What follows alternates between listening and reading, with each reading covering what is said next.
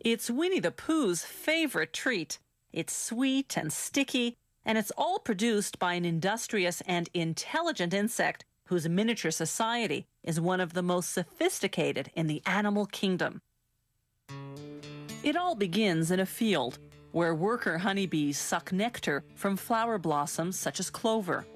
They store it in their honey sac, then return to the hive where other worker bees suck it out and chew it, breaking down the nectar's complex sugars into two simple sugars called glucose and fructose.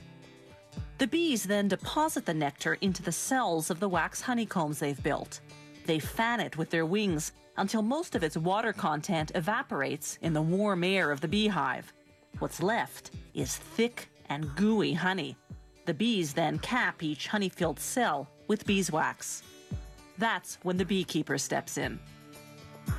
Bees will sting if taken by surprise, so the beekeeper sprays the hive with smoke from burning pine needles, a scented warning that foreigners are about to enter the hive. Inside the hive are wooden frames hanging side by side, each holding a honeycomb.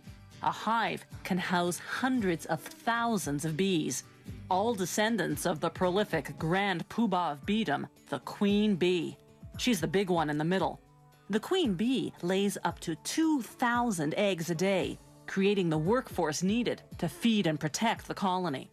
But the beekeeper tricks the colony's defenders. He replaces the hive's cover with a device called a bee escape, which smells like cherries.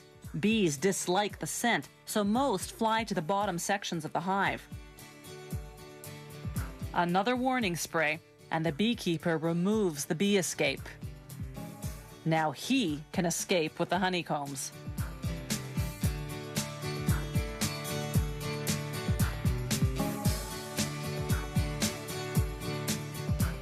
Inside the honey factory, they put the honeycomb frames on what's called an uncapping machine.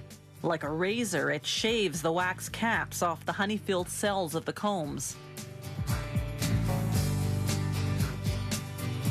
They scrape off the remnants manually. Then they set the frames on another machine called a honey extractor. It spins the honeycombs until all the honey is forced out of the cells. Afterwards, they filter the honey to remove any pieces of wax capping that slip through. Then, the honey is ready for bottling. Some beehives contain smaller frames designed to produce honey that isn't extracted from the honeycomb. Workers remove the frame and cut the honeycomb into pieces as is with a heated knife. That seals the wax around the honey inside.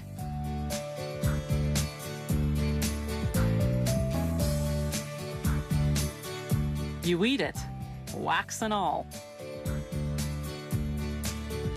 The beeswax lining of the honeycomb goes to make candles, furniture polish, lipsticks, and other products.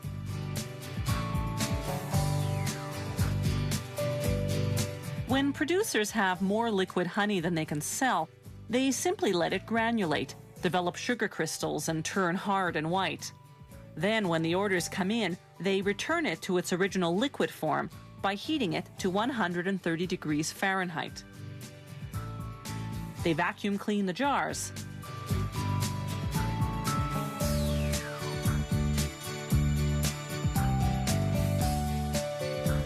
Then fill them. One beehive can yield up to 7 pounds of honey in a single day. That's much more than the bees need for themselves. The surplus is what we end up eating.